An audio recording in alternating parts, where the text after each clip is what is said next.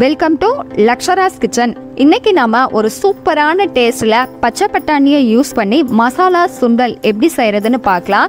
இது ஈவினிங்ல ஸ்நாக்ஸா வெறுமனே சாப்பிடவும் ரொம்ப நல்ல டேஸ்டா இருக்கும். அது மட்டும் இல்லாம சப்பாத்தி தோசை கூட தொட்டு சாப்பிடும் போதும் டேஸ்டா இருக்கும். இந்த மசாலா சுண்டலை எப்படி செய்யறதுன்னு பார்க்கலாம்.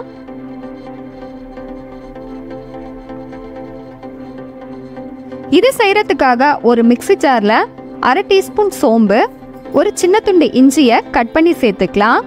கூடவே ஒரு பச்சை மிளகாய், 5-6 பல் பூண்டை சேர்த்துட்டு கொரகொரப்பா அரைச்சி எடுத்துக்கலாம். இப்போ ஒரு கடாயில தேவைக்கேற்ப ஆயில சேர்த்துட்டு ஸ்லைஸா கட் பண்ண ஆனியனை சேர்த்துட்டு வதக்கிக்கலாம்.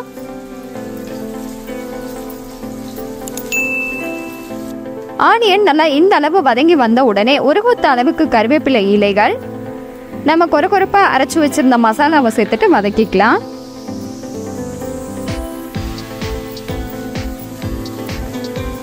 மசாலா நல்லா இந்த அளவு வதங்கி வந்த உடனே கொஞ்சமா புதினா இலைகளை கட் பண்ணி சேர்த்துட்டு வதக்கிக்கலாம். இப்போ இது கூட நம்ம மசாலா பொருட்களை சேர்க்க போறோம்.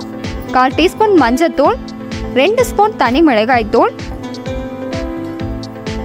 1 ஸ்பூன் கரம் மசாலா, தேவைக்கேற்ப உப்பு சேர்த்துட்டு வதக்கிக்கலாம்.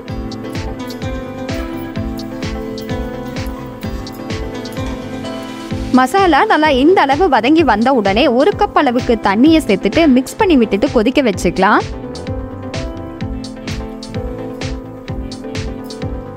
மசாலா நல்லா இந்த அளவு கொதி வந்த உடனே இதுல வேக வச்ச பட்டாணியை சேர்த்துட்டு நல்லா மிக்ஸ் பண்ணி விட்டுட்டு வேக வச்சுக்கலாம். பட்டாணி நல்லா இந்த அளவு வெந்து வந்த உடனே இதுல 2 ஸ்பூன் அளவுக்கு பொட்டுக்கடலை பொடியை சேர்த்துக்கலாம். நான் பொட்டுக்கடலை கூட சீரகம், மிளகு, கருவேப்பிலை இலைகளை சேர்த்து அரைச்சிட்டு இந்த பொடி ரெடி பண்ணேன். இப்போ இந்த பொடியை சேர்த்த உடனே ஸ்டவ்வை சிம்மில் வச்சுட்டு நல்லா மிக்ஸ் பண்ணா இந்த அளவுக்கு திக்கா வந்துடும். ஃபைனலா இது மேல கை நிறைய பொடியா நறுக்கின கொத்தமல்லி இலைகளை சேர்த்துட்டு மிக்ஸ் பண்ணா ஒரு பர்ஃபெக்டான டேஸ்ட்ல மசாலா சுண்டல் ரெடி. கண்டிப்பா இதே மாதிரி நீங்களும் ட்ரை பண்ணி பாருங்க. பிடிச்சிருந்தா லைக் பண்ணி ஷேர் பண்ணி கமெண்ட் பண்ணுங்க. மறக்காம லக்ஷராஸ் கிச்சனை ஃபாலோ பண்ணுங்க. தேங்க்யூ.